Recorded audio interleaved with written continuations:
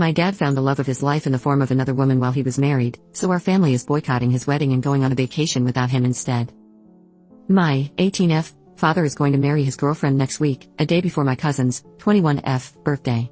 My mother died 4 years ago, and almost 2 weeks later, I don't think it was even 2 weeks after that, my father was dating with that woman. I was grieving and I had to tolerate a total stranger in the house. My father told me that he met that woman at work. The doubt that she has always been my father's mistress is always in my head, but I don't know. I don't like her anyways. My cousin organized a trip to the beach, which will last a week. It was given to her by my aunt and uncle because she won a scholarship overseas in a college. My aunt and uncle won't go to the wedding. Some of my other cousins won't go to the wedding to go to the trip too. My cousin arranged the trip entirely on purpose to ruin my father's wedding since my mother was her godmother. My father was mad at her, but my cousin told him that she is not going to cancel her trip for a second wedding, or in her literal words by text, "I'm much more interested in seeing the grass grow than in your wedding." Today my father found out that I will be going to the trip too, and he's totally mad at me. He even cried, telling me that everyone is punishing him for finding love. I asked him if my mother wasn't the love of his life then, and he kept crying, saying that I don't understand because I'm too young. He says that every time I try to talk about something serious with him, even when I want to talk about politics or important things, it's his way of shutting me up, and he just finally found love. His words, he said his girlfriend is the real love of his life. Good for him, I guess. My mother always said he was the love of her life until the last day, and because of his words my mother was never the love of his life. I feel sad to think about how my mother would feel if she hear my father say that he finally found real love, when in my mother's eyes and words he was her soulmate. Can you really find the love of your life in 2 weeks? I understand that grief is different for everyone, but who grieves spending Christmas with your new girlfriend and not with your daughter who lost her mother? He neglected me since that. Even if I was a teen, everything was always about how he feels and wants. I told him that I will go on the trip and I don't want to attend his wedding, and he kept crying. My paternal grandmother called me to pray and tell me that I am being unfair to my father who just found love again, but I just don't want to go, neither be near to him. I stopped being close to my dad long time ago. That my perception of what a father figure is has been almost totally erased from my mind.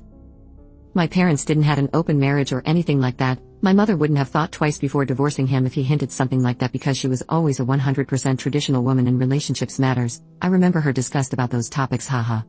My mother always made it clear that she would divorce if she thought the marriage was bad. She was always totally open with me about those issues, even personal matters, as we had too much trust in each other, so I'm sure that in her eyes, she had a healthy and normal marriage. We were all shocked with the fact that my father introduced his girlfriend when we were all grieving. It's something no one understands to this day. Update. I decided to talk with my father and ask him if he cheated on my mother. I got really anxious and just needed to know the truth because it was something that made me feel really nervous. After insisting hearing him cry, he confessed to me that he had been talking and going to places with his girlfriend/friend for a while my mother was still alive, and even before she got sick. My mother didn't know that my father had that kind of relationship, and it was all behind her back. When my mother died, his girlfriend, at that time friend, approached him to comfort him. He didn't say exactly when, but I guess that obviously it was between those 2 weeks. I want to think it wasn't the day my mom passed away because it was unexpected and we were all too busy. My father told me that it was the first time they had physical contact, but he always felt guilty about his friendship with that woman. I'm not very familiar with the subject, but I think it's what people call emotional cheating. I only know that he kept it a secret because he knew he was doing something bad. I asked him if he and my mother were having marital problems, and he said no, not at all. According to my father, his friendship with his girlfriend was something he planned to keep as a secret forever when my mother was alive and healthy.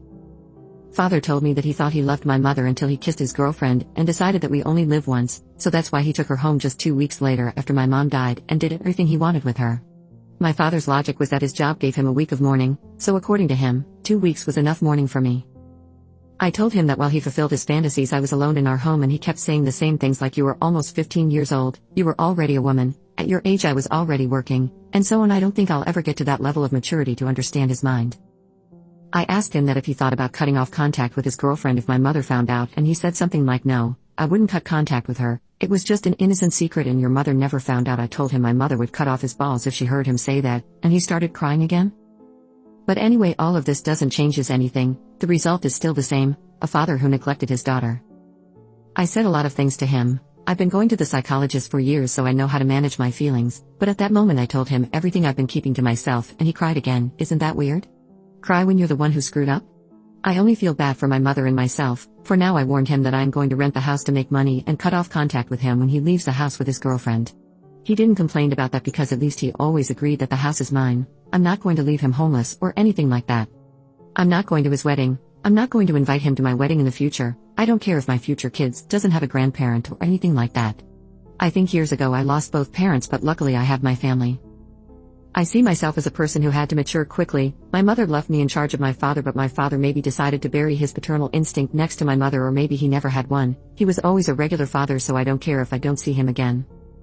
I don't feel anything for my father's girlfriend, but I just don't like her because I would never date a man who neglected his daughter, and she's going to marry a man like that. Anyways, we never argued and I don't hate her at all. I hope she's my father's final real love. There are people who commented saying that I was making my father look bad on purpose and that I was probably a brat who has a bad behavior just because I'm a teen and my mother died.